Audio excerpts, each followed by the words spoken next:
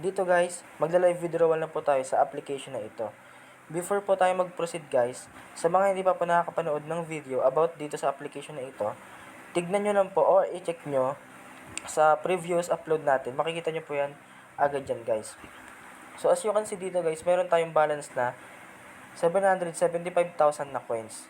At mag-withdraw tayo dito sa GCash, dito sa may 500 pesos. So pindutin lang natin yung cash out.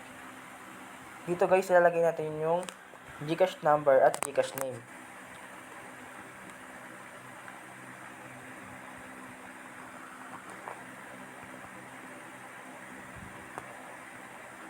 So confirm natin.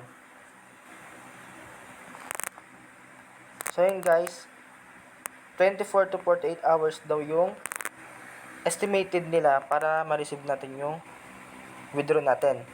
Update ko na lang kayo guys kapag na-receive na po natin sa GCash natin yung withdraw. So, yun lang muna guys. Sa mga hindi pa po naka-follow sa ating channel, huwag po kalimutan para lagi po kayo updated sa ganitong video. So, dito nga guys, no, ang bilis. Pumasok agad yung withdraw natin. Yan guys. Ang bilis guys. Wala pang 1 minuto. So, legit pala talaga to guys. Sa mga wala pa nito guys or gustong itry, check nyo yung previous upload natin. Makikita nyo po dun yung unang video natin about dito sa application na ito. So yun lang guys, thank you.